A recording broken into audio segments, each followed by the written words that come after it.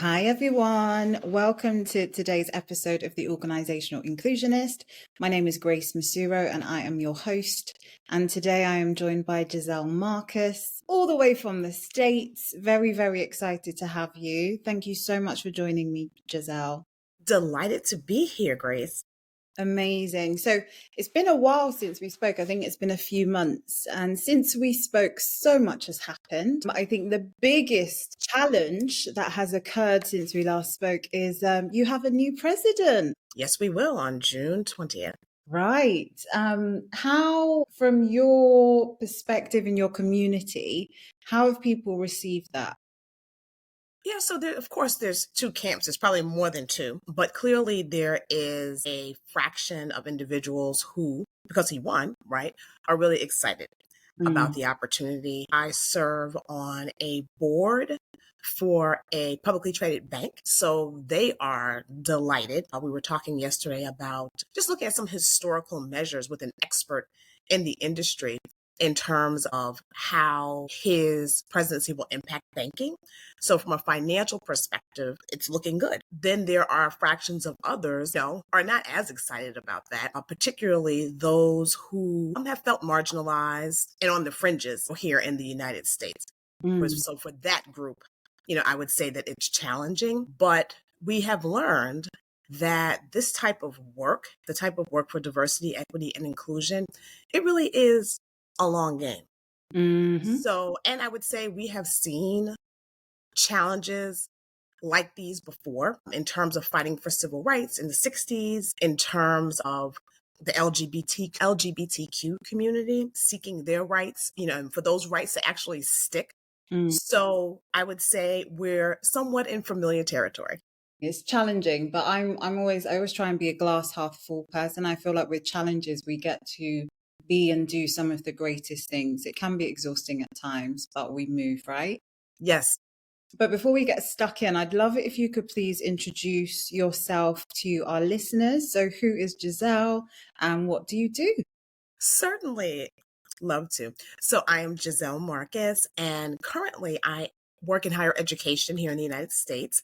I'm at an institution called Washington University in St. Louis. So I'm in St. Louis, Missouri, and I have two hats. So I like to say I'm double hatting in diversity, equity, and inclusion at a time when it's very challenging in our country. So I am a professor of practice. I teach a course that is required for our MBA students titled Leading Across Differences. And as a professor of practice, I teach the subject matter from the perspective of what's practical in the workplace for our students to thrive, working in an environment where there may be people that are different than them. And I'm also the vice dean for the Office of Equity, Diversity, and Inclusion, which means for my business school, I report to our dean, and I have responsibility for setting and executing the strategy for diversity, equity, and inclusion for our institution. And we are a private university here in the United States. Prior to that, I have been in corporate America since Jesus was a baby. I know I may not look like it, but I have been. And in corporate, I was in Fortune 250 organizations, and I served as an operations executive. And the roles, I would say, that I had latest in my career was me being a general manager, which means I was actually running businesses in Fortune 250 companies such as Johnson Controls, Thermo Fisher Scientific, Cushman and Wakefield. I also worked at AT&T. So those are some brands that may sound familiar. And in terms of being a general manager, what that consisted of was having responsibility for both the operations and the sales of a business. And the largest business that I've had the opportunity to run globally has been $800 million when I was at Johnson Controls. Amazing. Thank you. So a really, really accomplished career, which is always beautiful to hear. There's a couple of things I want to touch on from your intro. So first of all, leading across difference. For you to be able to make that a required course for the MBA students is bold. Like it's a really bold move. What impact, firstly, what challenges did you have, if any, in making that a required? And what impact have you seen it have so far on the students that have taken it? Certainly. So I would like to take credit for it becoming a required course. So what happened was it became a required course before I came to the institution, and I was actually hired to design the curriculum. And it became required because the students had been demanding it, and it had been my understanding for up to a decade. Students had been asking for a course like this one. So that's how it happened. But I would say I agree with you. It is a bold move for a university to do that in our country. And it's been, let's see, for the past 3 years, it has been a requirement. To your question around how has it been for me? So I would say my institution, for the most part, the students that say yes to for our program typically are those who are open to the concept of differences. Those who understand that when you look at the census, which is how we count people here in the United States, that if you look at it 1970 to 2050, there is a browning of the United States where it is becoming a lot more diverse. And one thing for sure, when you go into the workplace that you're going to do, you're going to work with people. And unless you work in a monolithic organization where everyone has the same ethnicity, the same gender, the same race, from the same geography, if you're not going to walk into one of those situations, which very few people do, you are going to work with people who are different from you. And our school, our institution really wants our students to be able to walk boldly into that and successfully into that. People working in teams has increased tremendously. I think about when I entered the workplace as a younger person in the 90s, a lot of work was independent. You were getting a lot of things done on your own. But today you find yourself working more so in teams, working in groups, having to work toward a common goal where the individuals on the team have different ideas about how to get there. And in order to be successful in so doing, you want to be victorious. And to be victorious, you need to know how to work with people that are different from you. So I would say the majority of the students have really embraced it. We also have a very international group of students. So in the MBA program last year, of about 100 students, we had 29 countries represented. Wow. So it's also diversity in terms of where you're from geographically. So I would say the international students, it can be a stretch depending on where they're from, because the concept of racism or isms can be something that, of course, is different from country to country, right? So every country has its own privileged people and people that aren't privileged. That is for sure. But I find that the international students sometimes are just gazing at us when we talk about the history, of racism in business. And you really have to also give them a little bit more history in terms of how did we get here? Because it's, because if you haven't dealt with it, you don't understand. And then how it happened in the United States. So thank goodness I have a colleague who's in the School of Arts and Sciences, who is a professor of African American Studies, who his life's work is really around the study of race and ethnicity. So I bring him into the course, particularly for my international students, because he talks about the history of race and ethnicity before we can even get into the business side of it. Excellent. Then I have the school of students, right, who are not so encouraged by the topic. And the fact that we layer, it's a required course, so you don't really have a choice of taking it. So there are some students, but I would say it's a small percentage, who don't feel that it's necessary, who may not speak up in the classroom with their voice to be negative, but sometimes can make a disturbance outside the classroom. So that has been the challenge. But what I've learned just through some of the training I've taken is, how can I pull everyone into the classroom experience? Because when you think about it, everyone is paying for a seat, in our institution, and everyone's expected to walk away with learning. So what I've learned to do is to come up with methods where students that may be anti-DEI are able to share their insights and opinions without feeling like they're being outed or without feeling uncomfortable. And how I've done that is there's an organization here in the United States called Pew Research, and they've done a study about how people feel about DEI in the workplace. And I would say about 55% of people are for it. So I call them, they're green. I would say there are about maybe like 30% of people who are in the middle, right? They're not going to make a wave, but they're not going to be championing it either. And then there's that 20% or 15 or so who totally are against it. So what I've done is I've created a stoplight scenario where I'm using a red, yellow, green. So you're green if you're for it, you're yellow if you're in the middle, and you're red if you're just totally opposed. So what I do is I give them examples, I give them case studies, and I'll say, in this scenario, if you were a red person, how might you behave? If you were a green person, how might you behave? And I think what that's done is it's allowed all the students to actually have a voice without calling out, I might be anti or Yeah. I might be for. And it gives them the opportunity to put themselves in the seat of a third person, which is good Mhm. for learning because students need to know how to think about when they're in scenarios if someone responds from either of those three areas. Yeah, no, absolutely. I think one of the things that you touched on that is so true and so important is, the world looks different today in terms of how we work, right? Most of us do work in teams. And I think, one of the things that I talk about a lot in the work that I do is the impact that culture has on the way that we show up in our teams. And I think this course is so important in making people aware of, there are differences between some of us. And, just having that awareness of how that might impact the way that we navigate the world of work and how we can lead more effectively when there is diversity in those teams is brilliant. So we know, I think anyone across the world knows that DEI in the US is facing some real challenges. We're seeing it here in the UK and in other parts of the world, but I feel very much like the world is watching the US and almost responding to that. We've seen budgets being pulled in organizations, at state schools. We've seen some of what's going on in the legislature around trying to, ban DEI through legislation. But private universities like yours, or some private universities maybe, and I think you can probably speak to that more, seem to be staying committed to that. Why do you think DEI has become so divisive, and how can we keep the momentum going?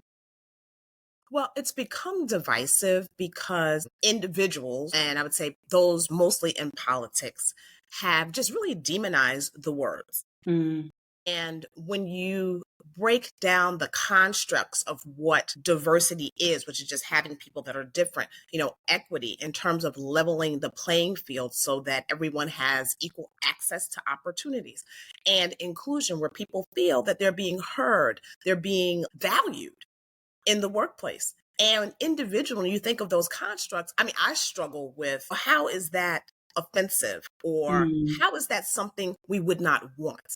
yeah. And the conclusion that I mostly come to, and this is something my students and I talk about, like, because we have to talk about this subject matter. This is part of my course, that there is an anti-DEI movement out here. Why is that? And what can we do about it? So I would say we have to respect the fact that there are people who have different opinions. But Mm, the challenge, I believe, is really coming, I mean, this is my, personal opinion, is coming from a place of fear. yeah. We're in a country where just putting it out there on the table, being Caucasian and being male has been somewhat the call of the day in the workplace. And they are still the leaders of industry and pretty much in the majority of industries that you look into. So when you think about the census and the fact that the demographics are changing, the fact that now you have some leaders that look like you and I, in the workplace, not in magnificent, very high numbers, by the way, but just the fact that we show up as being qualified and sometimes overqualified. Mm, I believe that some people are believing it's a zero sum game, right? So if you have more of us, there's this yeah. feeling, well, there's less of us. Yeah. And it's this this fight for staying in power. And my thought is there is so much work opportunity to go around, and why not share that with people that are qualified to actually do the work? Yeah, absolutely. And I agree. I think, we've seen the impact that fear has on the way that we treat each other as humans. I think if we look at pretty much every atrocity that's happened or that has been done by humans to fellow humans, I definitely think fear has been a massive driver. And I get it as well. There is this fear, like you said, that it's a zero-sum game. So, if you give more in this area, it means this area loses out, or this group loses out. But I think there's also this, we need a reality check. The things that have happened in the past were wrong. And when we look at slavery, when we look at how, Black people were treated as cattle, as stock, purely based on the myth that was created many, many moons ago that our skin complexion or color makes us less than. I think it's really important that we wake up to the fact that actually that's not true, firstly. And the only reason that we still see people holding true to that is because they want that justification to challenge things like DEI. I think there's fear, but I think there's also greed in it. It's this view that, I want to have as much as I can. And in order to do that, I need to find a way of justifying holding on to this. And through some of the divisive conversations that we see happening, through some of the crazy rhetoric around, DEI leaves us behind, DEI is racist, things like that, that we just know aren't true. But there's almost, if you make enough noise about something, then someone's going to start to believe you. And we're definitely seeing a lot of that. But also, I think there's also, people believe what they want to believe, right? If something essentially supports an innate view that someone has about something, or supports overcoming a fear that someone has of something. So if we ban DEI because it's racist, then that's great for me, because I was really scared that, if we make everything fair, I'm going to lose out. So I am fully on board with you. I agree DEI is racist, even though deep down inside I know it's not, but it meets my objectives, and therefore I'm going to stand with you and I'm going to make as much noise about this as possible. But you've seen DEI work globally, and firsthand, as a lot of us do, that it's not a one size fits all. You alluded to it earlier when you talked about just how diverse the students on your course are, and the fact that for some of them, they don't understand racism because it's not necessarily something that comes up in their country, for example. And I know that when I was born in Nigeria, and growing up there, racism isn't something that was discussed because we all look the same. We didn't experience racism. But what cultural nuances stand out to you, and why is understanding those differences so important? Sure. So I would say some cultural nuances. At my institution, we actually send students on what we call a global immersion. So it gives them the opportunity to experience other countries together, right? Mm, And it gives them the opportunity to visit companies in other parts of the world as a group. And they have professors that are teaching courses while they're there. So, for example, the students went to Singapore, and Singapore is a country that is not open, right, to those that are of the LGBTQ community. And here in the United States, at my institution, we are open to that. Matter of fact, my dean is gay. He's a Caucasian male, but he is in fact gay. So we had to explain to our students that, okay, going on this trip, and myself and my team were a part of this, explaining to them that public displays of affection, those things are illegal. And, if you get caught doing them, there are legal ramifications for that. And, so you wouldn't have to do that here in the United States. So that's an example of it where it might be different. And also, I have my students actually, this is actually one of the most popular parts of my course. I have a section on DEI around the globe, mm, where the students as teams actually select a country and they do a DEI analysis of that country. So they tell me, well, who are the privileged people? Who are the people that aren't privileged? How did that come to be? Because there's mm, always some history about how that has happened. And then I asked them to pick a diversity dimension. So it could be religion, it could be neurodiversity, it could be a physical disability. And I asked them to tell me, how does that manifest in the workplace? What does that look like? And then they're also asked to put on their thinking hat of the leader of that country, and if that leader had a magic wand, what is it that they may do differently and to what avail, meaning what difference would it make in their country? So there are some Mm. countries where, particularly, let's say the Middle East, for example, women can't be judges, for example, in most parts of the Middle East. And how does that impact the Middle East? What does that do to women there? So there are just so many dimensions, which is why I'm honored to be a part of an institution that believes a course like this is necessary. And quite frankly, I've only been able to find one other institution here in the United States that has a required diversity, equity, and inclusion course. Oftentimes when I see it, it's offered as an elective. No, exactly. That's really interesting. And thank you for that. I think we know that, like you said at the start of this, and I also mentioned as well, that we are entering another challenging period in the world of DE&I, right? But from your perspective, what's next for DEI leaders globally? What challenges should we be preparing for? And what opportunities excite you the most? Sure. So we should be preparing for the fact that there are businesses, institutions who are defunding or getting rid of these types of programs. So Mm, let's say Walmart is one. So that's a company that's known globally. And they actually have 42% of their employees look like you and I. mm, 30% of their customers look like you and I.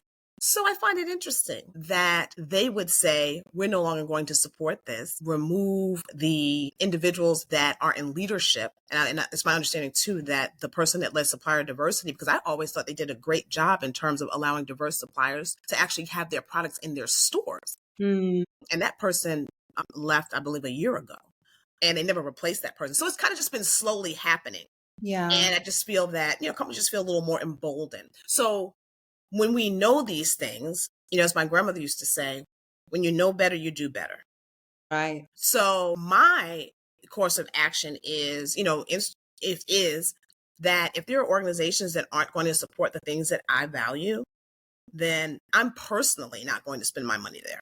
Yeah. It's the same thing with some of the things that I drink. Like there's a particular vodka that I like when I have my martinis.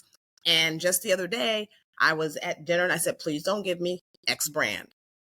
And then someone that was at the table was like, well, why did you say that? And I said, because they don't have the same values that I have. So I think that's one thing. Definitely. It's so important as well. So Mm-hmm. important. I did see, I'm a member of a number of networks, and one of them were talking about the Walmart situation just this morning. So it's so interesting that you raised that, first of all. So it's that. And then it's also, as a DEI leader, it's always also about how do you show up in the room, sometimes as the only person who has this as a value. So Yeah. you mentioned it earlier, it can get exhausting, but we still have to stay the course because we know that in history, we have had troughs and we have had victories. Mm, So we have to believe that the world is going to stay the same. So we're still going to have victories, but it can really feel isolating when you are the only person with a view. And I've had that opportunity in many spaces that I'm a part of. mm, And when you walk away, it's heavy, but absolutely. I feel that I'm doing the right thing because it aligns with my values. And if I don't do that, the challenge is I don't rest well. Like when Mm, my sleep is not peaceful and no. I'm not willing to give that up. And I recognize that what we're talking about, you mentioned it too, is culture. And culture, I would say, is one of the most challenging things I've ever had to change in my career. And as being a DEI leader, it's important to recognize the places where you plant your feet, whether that's where you work or whether that's where you give back to the community. And be clear about if their website says they're about diversity, equity, and inclusion, it's a value of theirs, test it. Yeah. Ask in your interview and go beyond that because sometimes in interviews, people just aren't honest about what the culture of a company is. Mm, So you go and ask. I mean, social media is so easy. Who do you know that's in that company, or who do you know that knows someone that's in that organization, and find out? Because for me, It's funny. I said when I was younger, it wasn't something that was in this value wasn't something that I would um, say when I'm looking for a new opportunity. This is something that I want.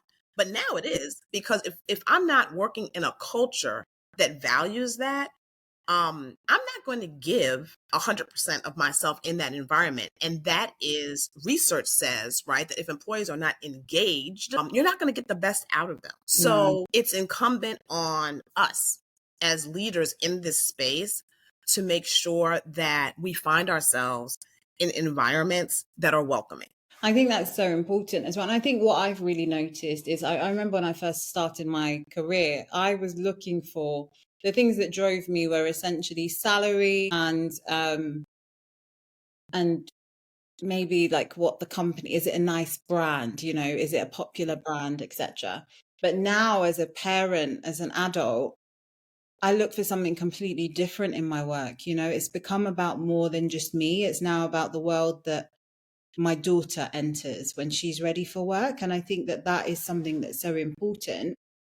But also with what we're seeing in the generations that are coming, they're asking for a lot more. They're demanding for a lot more from work. And I think that's why it's so important for us to continue this work. You know, I did a post about this a while ago, but we stand on the shoulders of giants. And it's now on us to become those giants for the generations that are coming. And I think that is just so, so important. Who are you going to be a giant for in this work? Do you know what I mean? And I think for me, you know, that is definitely something that makes me continue this work despite it being exhausting. And I also talk about the fact that I don't think DEI is fun. It's not fun at all, right? It has fun moments. Yeah. Like, you know, when you see like the pin drop for someone, you know, and you see they get it, beautiful moments. But when you have lived experience of marginalization and you're doing this work, you're doing it for a greater good. And that sometimes means that you run into a brick wall often. It means that sometimes you're attacked for the things that you talk about and the things that you do. It means you're regularly challenged about what you do. You're not seen as an authority, despite your lived experience and your academic knowledge and your professional experience, purely because of the color of your skin. That is a challenge to people. But it shouldn't be something, despite the exhaustion, it shouldn't be something that stops us from doing what we do, because this work is so important. And when we look at what other people have gone through to give us the freedoms that we have today, we cannot give up this work. There's still so much to do, despite how far we've come. Gisele, thank you so much for your time today. I think what I would love is if you could offer a word of encouragement or wisdom to anyone who is currently really struggling with the attacks that are taking place in the States in particular, but also internationally against DEI work. What would your word of encouragement or wisdom be for those individuals? Yes, my word of encouragement would be to band together with individuals like you and I, you know, others who are proponents of the work, because I actually get energy from that, even if they're not in my industry. And there are so many of us that are here in the world and here in the United States. So I would say hold firm to people who value what you value. And when you're in those times when you're challenged and you feel like you're the only person in the room and you feel that there are people whispering when you're not in the room and it gets heavy, hold firm to that network, hold firm to allies, because we're going to need each other to move the needle from where we are today to where we want to be in a world and in a country where we feel valued, where we feel heard, and where we feel that we can be difference makers.